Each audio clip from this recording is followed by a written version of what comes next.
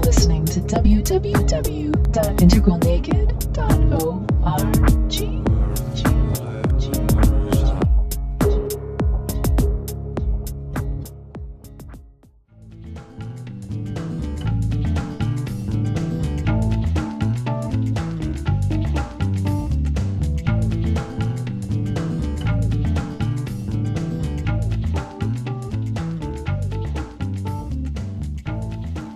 And there is one more level that we often find, but maybe 5% of the population. It depends a bit on your data set of how many, but not very few we call the strategists, or yellow is parallel to that. And that is, again, a new integration, whereas the individualist looks backward and says, I'm not that, I'm not like these achievers, I'm not formal operational only, I'm all these other things as well. This person is more turning this way and looks at a much larger picture, at the underlying principles, for instance, of why human life is important. The time frame a person looks at is a whole lifetime, including past generations and future generations. They will no longer look at the 3 to 5 year plans like it's so, short-term plans like it's so common in business. They actually look at the whole lifetime, and they're aware of the consequences of actions that go way beyond their own sphere of influence. And they will take those into account in their decision making. And this morning we talked a bit about sustainability. In order to think in sustainable ways, you have to have more of a perspective like that. What are the long-term consequences? What do we want to happen? What do we not want to happen? Can we even imagine? Can we build some scenarios that set out, hypothesize what different actions might be down the line? That is something the strategists can do that the individualists cannot yet do, because they don't prioritize. Every opinion is as good and as valid as any other. And you get in organizations, you get the endless meetings where everybody's voice is heard and no decisions are made. I'm sure you're all aware of that. Painfully so, yes. And again, let's not forget, this is such a shift and a greater capacity than before. That one can, like anywhere, one can get sort of stuck in something. If that's where your possibilities sort of end, you can end up in endless discussions and no decisions being made. New for the strategist, he will or she will listen to many opinions. She might not ask everybody, or he might not ask everybody, but they will certainly get the input from important stakeholders. And then they can make a decision. They dare to do that based on their overall knowledge, on seeing the larger picture, and having good input from a cabinet or from the people, the different stakeholders, if it's a company that's incorporated. And that is a totally different story. It is also the first time where somebody can look at their whole system of meaning making and realize that what they have been going through developmentally is also true for others, and therefore they can have tolerance for that difference. The individualist still tends to flock with others that are similar to themselves, to prefer that worldview over any other, and to say the others are actually not valuable. I may listen to them, but I still think mine is definitely one you ought to have.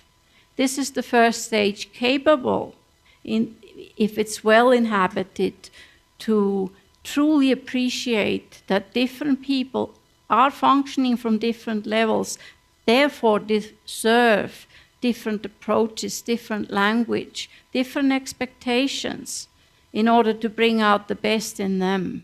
And they can understand others and treat them more appropriate to that person, to the level of that person, rather than assuming everybody should be like myself. And what I see as sometimes the shadow is there is again a great sense of self-esteem that's based on the fundamental sort of experience that I understand human beings. Because I'm a human being, I can understand other human beings.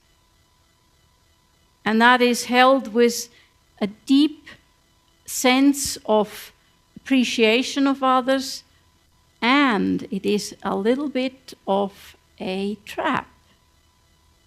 Because if you develop further, you start to question that sort of thing as well.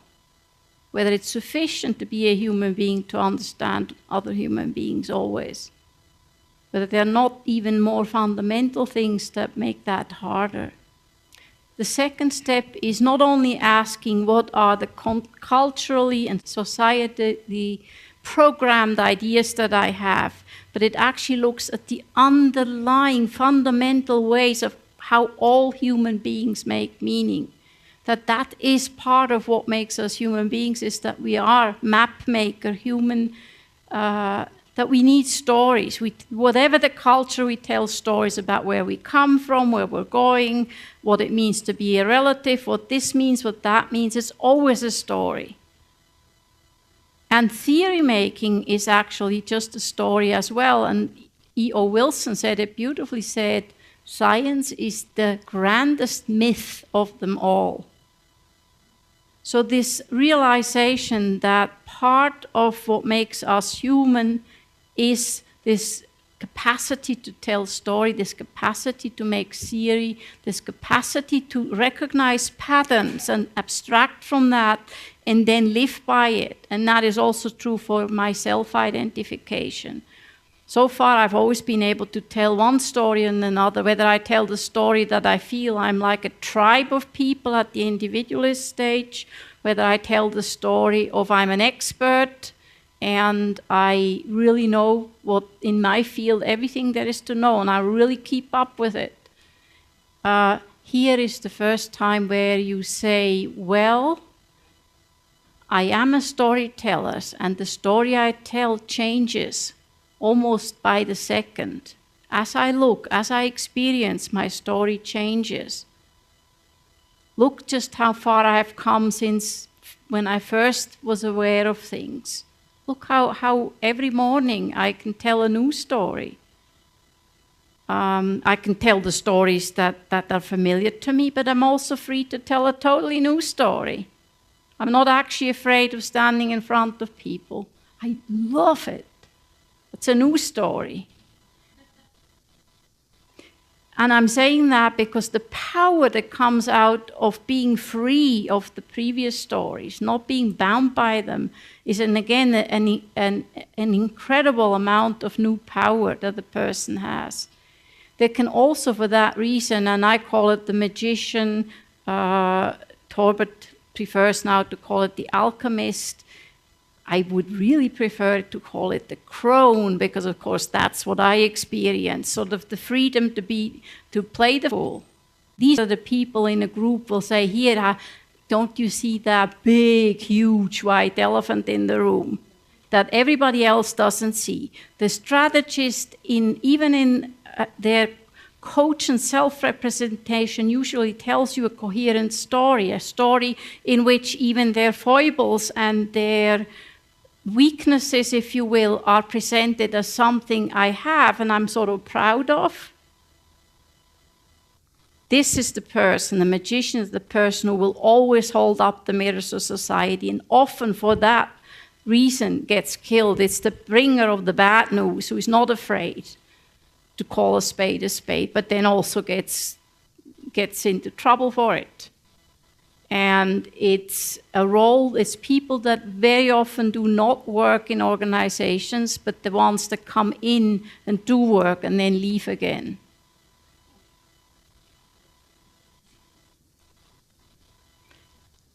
The role that Torbert described was this kind of person. His alchemist is this kind of high-level consultant who can do that, can put things by his mostly intuition, I think, and knowing a lot, but also by his incredible intuition, he can turn things upside down, inside out, and make a huge difference, can be transformational.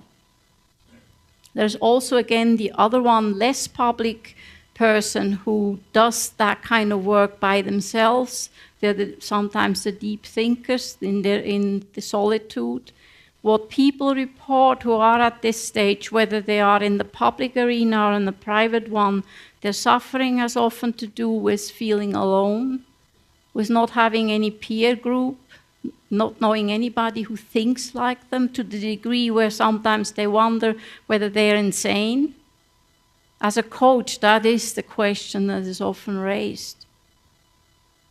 And how can I keep going? I ask, well, would you want to be more simple? Would you like to be back at an earlier stage? And the unanimous response so far has always been no. I wouldn't want that, but I'm aware just how difficult my position is and how lonely. Because there's not even 1% of people test and seem to operate from this level.